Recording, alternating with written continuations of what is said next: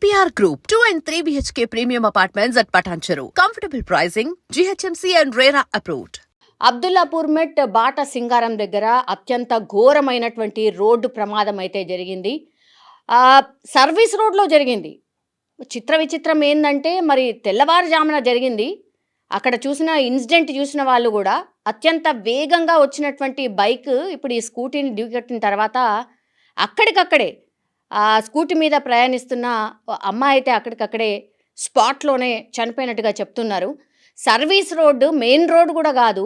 మరి ఆ bike rider ఎవరైతే ఉన్నారో అంటే అపోజిట్లో అంటే ఎదురుబదురుగా వస్తున్నటువంటి వెహికల్స్ రెండు ఢీకొట్టుకోవడం, ఆ తర్వాత ఆ అమ్మాయి స్పాట్లోనే చనిపోయిందంటే బైక్ డ్రైవర్ ఎంత స్పీడ్గా ఉన్నాడో మనం అర్థం చేసుకోవచ్చు. పక్కన మనకు నడవడానికని అక్కడ ఫుట్పాత్ కూడా ఉంది. సో ఆ ఫుట్పాత్ని ఢీకొట్టినటువంటి బైక్ అక్కడే ఆగిపోయినటువంటి సిచ్యువేషన్. కానీ ఆ అమ్మాయి మాత్రం ఎగిరి పడిపోయింది. తర్వాత పూర్తిగా రోడ్డు పైనే ఆమె స్పాట్లోనే చనిపోయినట్టుగా చెప్తూ ఉన్నారు.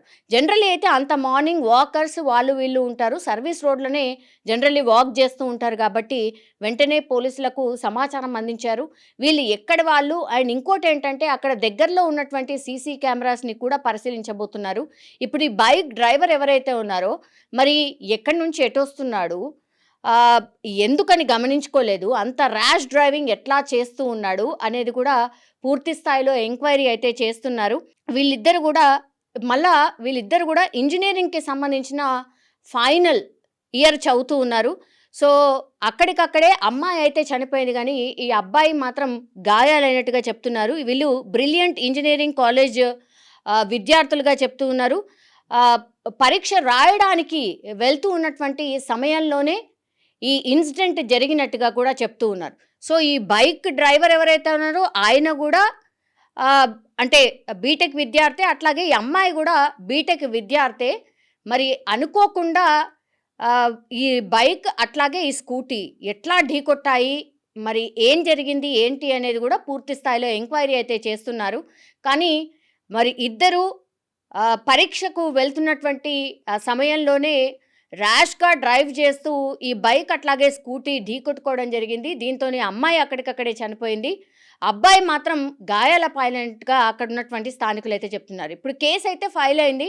ఎవరి మిస్టేక్ ఏంటి అనేది కూడా పోలీసులు తేల్చే ప్రయత్నం అయితే చేస్తున్నారు. కానీ ఈ సంవత్సరం మొత్తంగా చూస్తే గనక యాక్సిడెంట్స్ అయితే ఎంత భయంకరంగా జరిగినాయో, చాలా టైమ్స్ ప్రాణాలు కోల్పోయిన సందర్భమే ఉంది. ఇప్పుడు పరీక్ష ఉంది, ఒక 10 నిమిషాలో అర్ధగంటనో ముందు వెళ్తే ఏమవుతుంది, ఇంత స్పీడ్గా వెళ్ళడం వల్లే ఈ ఇన్సిడెంట్ జరిగి ఉంటుంది అనేది స్థానికులు కూడా చెప్తున్నటువంటి సిచ్యువేషన్ అయితే కనిపిస్తోంది.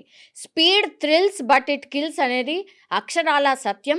ఇది ఎంతవరకు మనం పాటిస్తే అంతవరకు మనం ప్రాణాలు దక్కించుకున్న వాళ్ళం అవుతామనేటువంటి మాట కూడా చెప్తున్నారు. ఎన్ని అవగాహన కార్యక్రమాలు, ఎంత పెనాల్టీస్ వేసినా కానీ వీటికి మాత్రం కట్టడి కావట్లేదు. కాబట్టి ఎస్పెషల్లీ ఈ యూత్ ఎవరైతే ఉన్నారో వాళ్ళు చాలా ర్యాష్ డ్రైవింగ్కి పాల్పడుతూ ఉన్నారు. కేసెస్ అయితే భయంకరంగా ఫైల్ అయినాయి. పెనాల్టీస్ కూడా చాలా పెద్ద ఎత్తున నమోదైన సిచ్యువేషన్ అయితే కనిపిస్తోంది.